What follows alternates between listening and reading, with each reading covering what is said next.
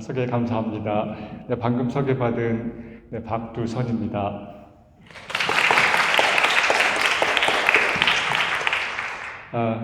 샬롬, 주님 안에 평안을 전합니다.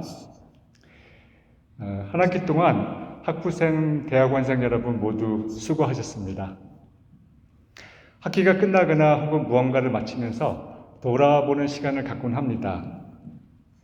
아쉬운 점은 앞으로 개선하기 위해서 혹은 잘했던 일들은 앞으로 한 걸음 더 나아가기 위한 디딤돌로 삼고자 하는 우리의 마음인 것 같습니다. 지난 1년 동안 준비했던 큰 연구 제안서가 있었는데 저는 발표처 한국에 잠시 다녀왔습니다. 아마 그동안 한 달 동안 못 뵀던 것 같아요. 그 제안서 성공 여부를 떠나서 1년 동안 잘 준비하게 해주시고 그 일을 통해서 성장하게 해주신 하나님 아버지께 감사를 드립니다. 일의 성패는 하나님께 속한 것임을 믿습니다. 우리는 우리에게 주어진 기회가 있다면 그것에 성심을 다해서 충성되게 감당하는 것일 것입니다. 우리가 필요한 것이 무엇인지 가장 잘 아는 하나님께서 채워주실 것임을 아는 믿음으로 나가는 것, 그것이 우리의 믿음이 성장되리라 믿습니다. 졸업으로 새로운 출발을 하는 분들과 새학기를 위해 잠시 쉼을 갖는 여러분이 학문적으로 혹은 신앙적으로 한 걸음 더 앞으로 나갈 수 있는 은혜로운 시간을 채워주시기를 축원드립니다. 목사님께서 종강 예배에 신앙 간증을 말씀하셨을 때 부족한 제가 과연 감당할 수 있을까라는 의문에 사실은 잠시 제가 답을 못 드렸어요. 그런데 교회 일에 부름을 받았을 때 주님께서 뜻이 있으시겠지 하는 마음으로 네 라고 대답했는데 그래도 사실 자신감은 여전히 없는 것 같습니다. 학생도 아니고 이미 50대인 제게 목사님께서 왜 부탁했을까 고민해봤는데 아마도 아까 말씀하셨던 것처럼 여러분과 비슷한 위치에 있다가 20년 만에 다시 예수사랑 교회에 오게 되어 해주고 싶은 얘기가 있으면 나눔을 가지라는 뜻이 아닐까 생각해 봤습니다. 개인적으로는 코로나로 인해서 많은 분들과 인사를 드리지 못했었는데 이렇게 기회가 되어 떠나기 전에 인사를 드리게 되어서 매우 감사하게 생각합니다. 저는 1997년 여름 혹시 일라이나이 타워 사시는 분이 계신지 모르겠는데 일라이나이 타워 바로 맞은편에 있는 셔먼홀에 가방 하나 달랑 들고 어리둥절하면서 들어갔던 기억이 있습니다. 대학원 기숙사라서 방을 혼자 썼는데요. 미국은 처음이라서 영어에 대한 언어 장벽, 특히 here or to go 라는 말을 알아듣지 못해서 음식점에 가면 항상 주눅 들고 눈만 동글동글하게 뜨고 계속 그 캐시어만 눈만 딱 바라봤던 그런 기억이 생생합니다. 그리고 지금은 없어진 그린과 4번가에 있었던 서울식당 아저씨의 구수한 입담과 맵고 칼칼한 김치찌개 등은 아직도 생생합니다. 저는 한국에 있을 때 영적인 건강에 되게 관심이 많았어요.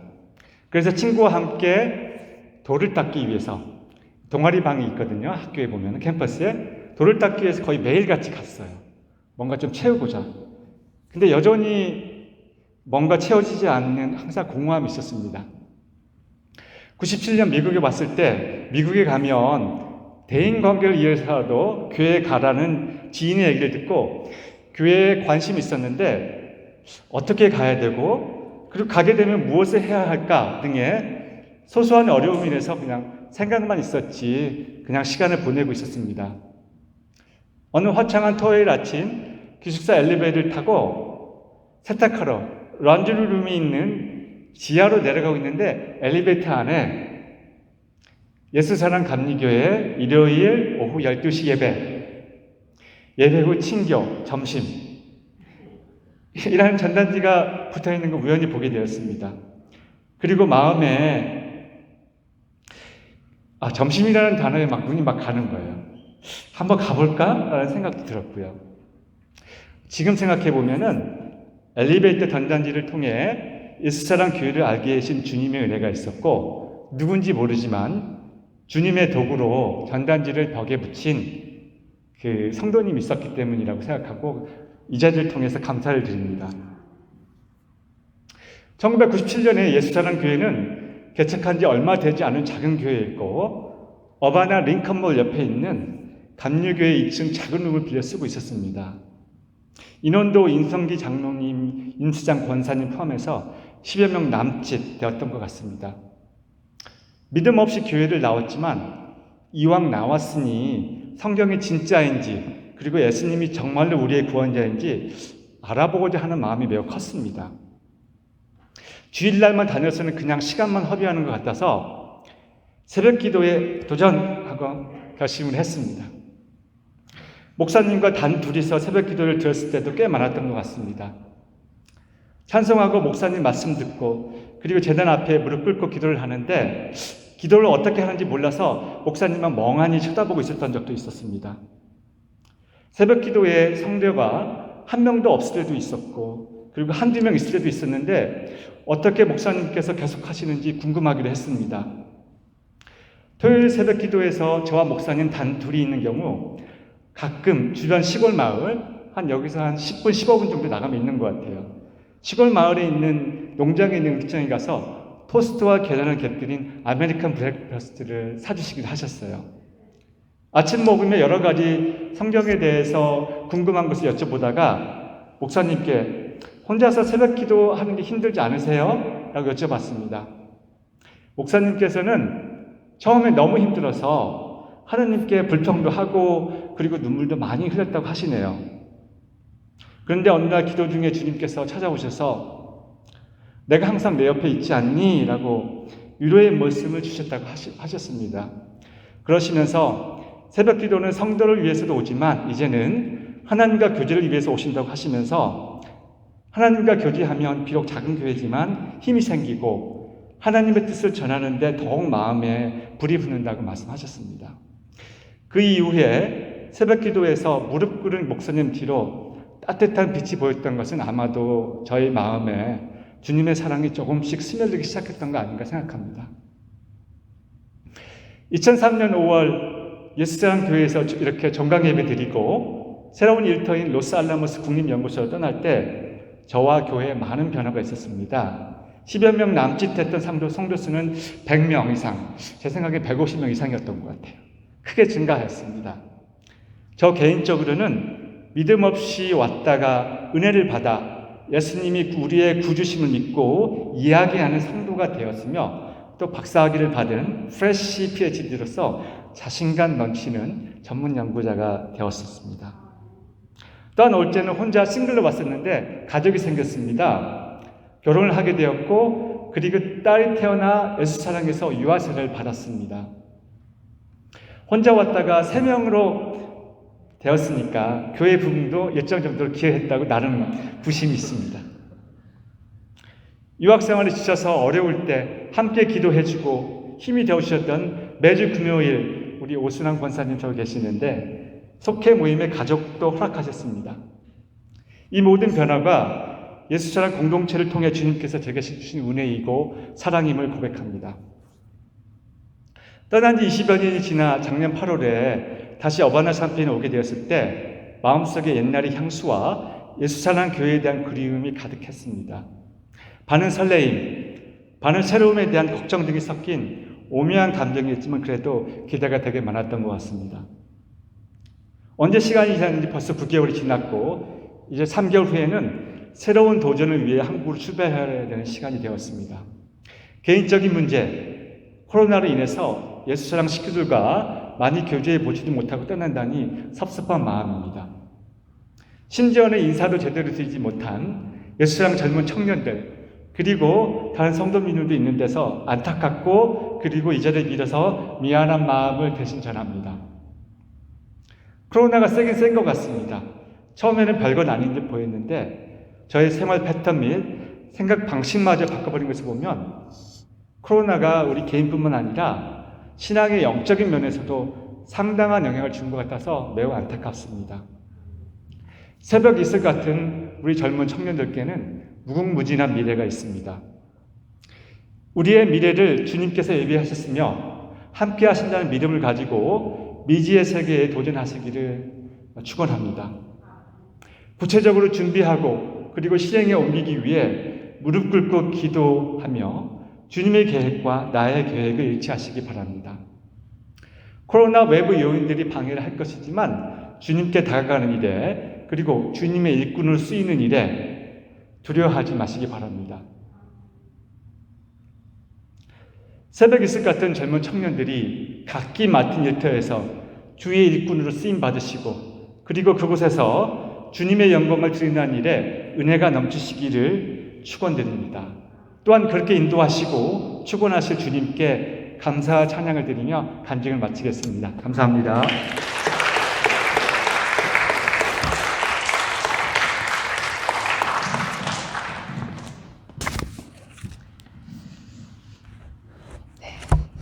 감사합니다. 귀한 말씀 감사드립니다. 여러분들에게 귀한 도전이 되는 말씀이었는 줄 믿습니다. 우리 이 시간에는 하나님 말씀을 봉독하는 시간인데요. 우리 다 함께 자리에서 일어나셔서 하나님 말씀 봉독합니다. 출애굽기 20장 12절 말씀 한 절입니다. 봉독하겠습니다. 너희 부모를 공경하여라. 그래야 너희는 주 너희 하나님이 너희에게 준 땅에서 오래도록 살 것이다. 아멘. 하나님의 말씀입니다. 네, 자리에 앉으시겠습니다.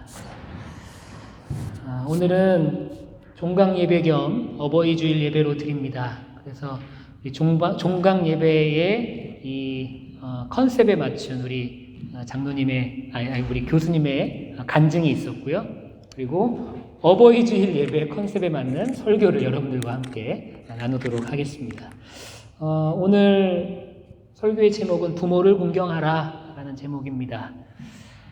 오늘 우리가 읽은 이 본문은 우리가 너무나 잘 알고 있는 이 십계명에 나오는 말씀이고요. 5번째 계명입니다. 이 십계명은 우리 신앙생활에 있어서 가장 중요한 신앙의 원리를 우리에게 알려주고 있죠. 이 십계명이 왜 중요합니까? 그 이유를 우리가 먼저 알아야 되는데요. 죄와 사망에 빠져있던 인간을 하나님께서 불러주시면서 우리에게 주신 말씀이 바로 이 십계명이기 때문에 이 십계명이 중요합니다. 우리가 잘 아는 것처럼 이집트의 노예에 지나지 않았던 이스라엘 백성, 그 이스라엘 백성들을 하나님께서 부르셨죠. 그리고 하나님의 백성으로 삼아주셨습니다. 그러면서 주신 계명이 바로 이 십계명의 계명입니다. 다시 말해서 죄와 사망의 노예였던 인간들을 하나님께서 불러내시고 하나님의 백성으로서 그렇게 신분을 변화시켜 주셨는데, 그리고 그 하나님의 백성으로서 살아가기에 합당한 모습이 무엇인지를 알려주시는 그 계명, 하나님의 백성으로서 그 하나님의 백성에 걸맞는 삶을 살기를 하나님께서 원하셨는데 그 삶의 모습을 우리가 어떻게 해야 되는지 구체적으로 알려주시는 계명, 그것이 바로 십계명이라는 거예요. 이 10가지의 계명은 하나님의 백성으로서 살아가야 하는, 하나님의 백성에 걸맞는 삶을 살아가야 하는 우리에게 주시는 귀한 말씀입니다. 그렇기 때문에 이 10가지의 계명이 중요한 것이죠. 그리고 십계명의 중요한 두 번째 이유는 우리는 이 십계명을 통해서 하나님을 사랑하고 인간을 사랑하라라는 그 하나님의 구체적인 그 명령을 실현시킬 수 있는 그 내용을 우리가 알게 되기 때문입니다. 십계명은요, 우리가 아는 것처럼 총 10개의 계명이에요. 1계명부터 4계명까지는 하나님과 인간 사이의 계명입니다. 그러니까 우리가 하나님을 어떻게 사랑해야 하는지, 성경에는 하나님을 사랑하고 내 이웃을 사랑하는 것이 가장 크고 복된 계명이라고, 율법의 강령이라고 그렇게 예수님께서 말씀하셨는데, 하나님을 사랑하는 것이 어떤 것인지를 이 4가지의 계명을 통해서 우리가 알 수 있게 되는 것이죠. 그리고 5계명부터 10계명까지는 인간과 인간 사이에 지켜야 할 계명입니다. 하나님을 사랑하고 인간을 사랑하는 구체적인 방법을 우리는 10계명을 통해서 발견하게 된다는 것이죠. 예수님께서 율법학자들에게 질문을 받으셨습니다. 그 질문이 무엇이었냐면 율법 중에 가장 큰 계명이 무엇입니까? 라는 질문이었어요. 율법 중에 가장 큰 계명이 무엇입니까? 그 질문에 예수님께서 이렇게 대답하셨습니다. 내 마음을 다하고 목숨을 다하고 뜻을 다하여 주 너의 하나님을 사랑하라 하셨으니 이것이 크고 바로 첫째 되는 계명이요 둘째는 그와 같으니 내 이웃을 너 자신같이 사랑하라 하셨으니 이 두 계명이 온 율법과 선지자의 강령이니라. 온 율법과 선지자의 강령, 즉 성경의 핵심 메시지가 바로 하나님을 사랑하고 인간을 사랑하라라는 그 큰 틀 안에서 생각할 수 있다는 거죠. 십계명은 그 핵심을 담고 있는 메시지라는 것을 여러분들이 꼭 아셔야 합니다. 그 십계명에서 말하고 있는, 즉 두 번째 파트로 우리가 이해할 수 있겠죠. 인간을 사랑하는, 이웃을 사랑하라라는 그 예수님의 그 큰 강령이 되는 그 두 번째 말씀, 그 말씀을 구체적으로 표현하고 있는 첫 번째 계명이 뭐냐면 너희 부모를 공경하라라는 계명입니다. 여러분, 이 계명, 인간과 인간 사이에서 지켜야 하는, 인간과 인간 사이에서의 사랑을 실현하는 그 계명들 중에 가장 먼저 나오는 이 계명, 너희 부모를 공경하라. 이 말씀에는요, 여러 가지 의미가 내포되어 있지만 이 시간에 여러분들과 두 가지를 함께 이야기를 나눠보려고 합니다. 첫 번째 의미는 말 그대로 좋은 자녀가 되라는 의미예요. 좋은 자녀가 되라. 부모를 공경하지 못하면서 우리가 땅끝까지 주님의 증인이 되겠다고 고백하는 것, 앞뒤가 맞지 않는 고백이 아닐까 그런 생각이 들어요. 내 부모를 공경하지 못하면, 내 부모를 사랑하지 못하면서 이웃을 내 자신같이 사랑하겠다고 고백하는 것, 그것 또한 공허한 외침과 공허한 고백에 불과하다는 것을 여러분들이 아셔야 합니다. 우리와 가장 가까이 있는 부모를 먼저 사랑하고 공경하는 데서부터 하나님의 사랑을 전하는 것이 시작될 수 있다는 사실을 여러분들이 기억하시기를 바랍니다. 이 공경하다라는 단어는 이 히브리어로 이 카바드라는 단어입니다. 이 카바드라는 뜻은 무겁다라는 뜻이에요. 무겁다. 부모를 공경한다라는 것이 무슨 의미냐면요, 부모의 삶의 무게, 그 부모가 짊어지고 있는 그 삶의 무게, 무거운 그 삶의 무게를 존중하라라는 것이 바로 이 공경한다라는 의미입니다. 여러분, 부모는 어떤 존재입니까? 부모는 우리가 아직 가보지 않은 길 위에 늘 앞서 있는 존재예요. 그것만으로도 우리가 부모님들의 삶의 무게를 존중하기에 충분한 이유가 된다는 것입니다. 내가 가보지 못한 미지의 인생길, 내가 가보지 못한 20대, 30대, 40대의 그 미지의 인생길을 먼저 가시고, 먼저 걸어가시고, 그리고 우리를 이끌어 주시고 계신 분이 바로 우리 부모님들이라는 거죠. 그 부모님들의 인생의 그 무게, 그 삶의 무게를 우리가 존중하고 존경하는 것, 그것이 바로 부모를 공경한다라는 성경의 의미입니다. 여러분들이 그런 의미로 꼭 부모를 공경하게 되시기를 바랍니다. 저는 목사예요. 제가 세보니까 목사가 된 지 저도 10년이 넘었습니다. 네. 여러분들, 제가 10년 차, 지금 11년째, 목사가 된 지 11년이 되었는데, 저도 나름대로 오랫동안 목회했고, 또 큰 교회에서도 있었고, 또 이민교회에서도 있었고, 여러 목회 경험이 있어요. 그런데 저는 목사고 저도 목회에 대한 그런 경험이 있지만, 저는 아직도 신앙과 관련된 일들, 교회와 관련된 일들, 또 제가 기도해야 되는 일들, 그런 것들을 늘 부모님께 상의를 드립니다. 그리고 제가 기도해야 되는 제목들을 늘 부모님께 전달해 드려요. 어머니, 아버지, 저에게 이런 기도 제목이 있습니다. 교회가 이런 일이 있어요. 이런 거 기도해야 됩니다. 이런 기도의 제목들을 다 부모님께 말씀드려요. 제 목회에 대한 거의 대부분의 것들을 부모님과 말씀드리고 부모님과 상의드립니다. 저희 부모님이 목회자라서가 아니에요. 저희 부모님 목회자 아니시거든요. 그런데도 저는 부모님께 말씀드리고 상의드리고 함께 기도해요.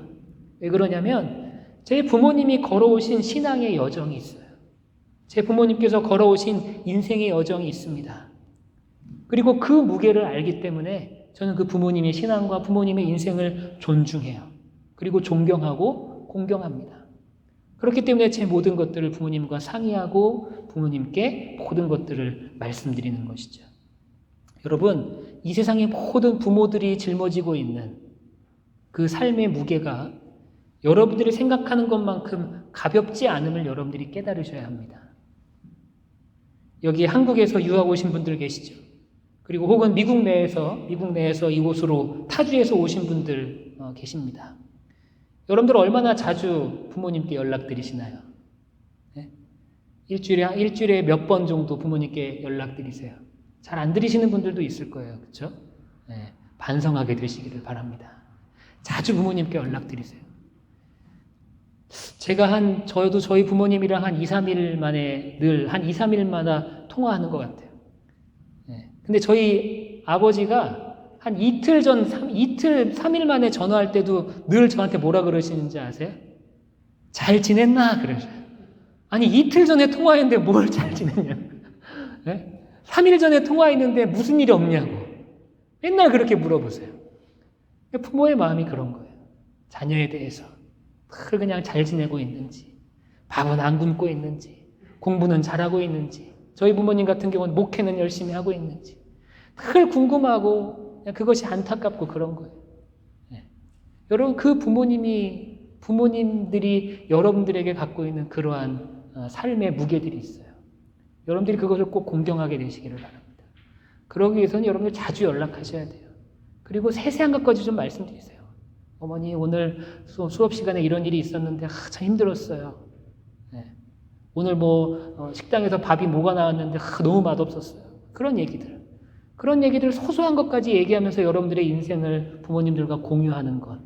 그게 바로 부모님들의 인생의 무게를 여러분들이 공경하고 또 존중하는 방법이 됩니다. 여러분들, 오늘 아까 제가 설교 전에도 말씀드렸는데 오늘 한국에 계신 분들, 부모님이 한국에 계신 분들이든 아니면 미국에 계신 분들이든 여러분들에게 숙제를 내드립니다. 꼭 부모님께 연락하십시오. 네. 그렇다고 지금 가셔서 한국에 새벽 4시, 3시인데 연락하지 마시고 시간 맞춰서 꼭 연락하시고 사랑합니다. 축복합니다라고 얘기하면 좀 부모님에게 좀 그렇죠? 부모님 사랑합니다. 은혜에 감사합니다. 그렇게 여러분들이 꼭 말할 수 있는 그런 하루가 되기를 바랍니다. 그리고 두 번째, 이 부모를 공경하라, 너희 부모를 공경하라라는 이 계명의 두 번째 의미는 반대로 좋은 부모가 되라라는 의미입니다. 부모를 공경하라라는 것은 사실은 자식의 입장에서의 그런 말씀이죠. 반대로 부모의 입장에서는 가만히 앉아서 부모만 이렇게 공경만 받는 것이 아니라 자식의 공경을 받기에 합당한 좋은 부모가 되어야 한다라는 겁니다. 진심으로 자녀를 바른 마음으로 사랑하고 또 바른 마음으로 양육하게 된다면 부모에 대한 공경과 효도는 당연한 결과로 돌아오는 명예로운 몫이다라는 거예요. 여러분, 내가 효도를 받고 부모로서 공경을 받는 것은 내가 한 행위에 대해서 내가 명예롭게 받는 그런 몫이 될 수 있다라는 것을 여러분들이 기억하셔야 됩니다. 여기 부모님들 계시는데 우리 샘터분들이 다 부모님들이시거든요. 오늘 나오셨던 샘터분들이. 우리 샘터분들이 좋은 성도이기 전에 좋은 엄마 아빠들이 되시기를 바랍니다. 그래서 자녀들에게 진심으로 공경받고 자녀들에게 진심으로 사랑받고 자녀들에게 진심으로 존경받는 그런 부모님들이 더 되시기를 간절히 소망합니다.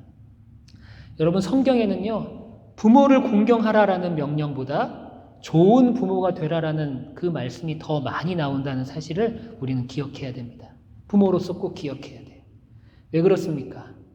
창조의 순서상 부모가 먼저 있었어요. 여러분 기억하세요? 하나님께서 아담과 하와를 창조하시고 난 다음에 아담과 하와를 통하여서 자녀들이 세상에 나오게 되죠. 그러니까 창조의 순서상 부모들이 먼저 있었어요. 그러니까 부모가 먼저 잘해야 되는 거예요. 부모가 더 크고 어른이죠. 성경의 원리는 크고 큰 자가 작은 자를 섬기는 것이 바로 성경의 원리인데 부모가 먼저 자녀들에게 잘하고 부모가 자녀들을 섬기는 모습, 부모가 자녀들을 먼저 사랑하는 모습, 그것이 먼저 우리에게 있어야 한다는 것이죠. 여기 자녀를 두신 모든 어른들, 그리고 혹시 여러분들 조만간 자녀를 둔 그런 부모가 될 수 있는 사람들이 있을 거예요. 결혼해서 자녀를 낳게 될 모든 분들에게 여러분들에게 진심으로 권면의 말씀을 드립니다. 좋은 부모가 먼저 되십시오. 바른 마음으로 먼저 자녀들을 사랑하시고 바른 마음으로 자녀들을 양육하십시오. 그러면 그 사랑이 여러분들에게 그대로 돌아오게 될 것이에요. 바른 마음으로 먼저 자녀를 존중하시면 그 존중이 바로 여러분들에게 공경으로서 그렇게 돌아오게 될 것입니다. 오늘 말씀을 여러분들이 꼭 기억하시면서 좋은 부모가 되고 또 좋은 자녀가 되는 우리 모두가 되기를 간절히 소망합니다. 오늘이 미국의 마더스데이예요. 미국의 이 어머니의 날은 5월 둘째 주, 늘 5월 둘째 주 주일입니다. 그래서 오늘이 5월 둘째 주 주일이고요. 그리고 한국의 어버이날이기도 하죠. 너희 부모를 공경하라. 이 10계명의 5번째 계명, 여러분들이 이 어버이날을 맞이해서 마더스데이를 맞이해서 그것들을 꼭 더 실천할 수 있는 그런 성도들이 되시기를 바라고요.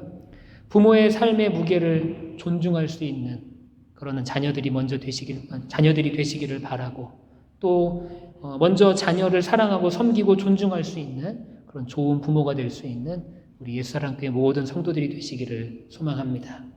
그것이 주님께서 말씀하신 내 이웃을 사랑하라 말씀하신 그 큰 계명의 시작이 된다는 것.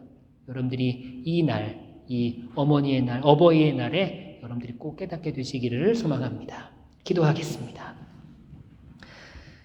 주님, 우리에게 부모님의 은혜를 생각할 수 있는 귀한 시간을 허락하심을 감사합니다.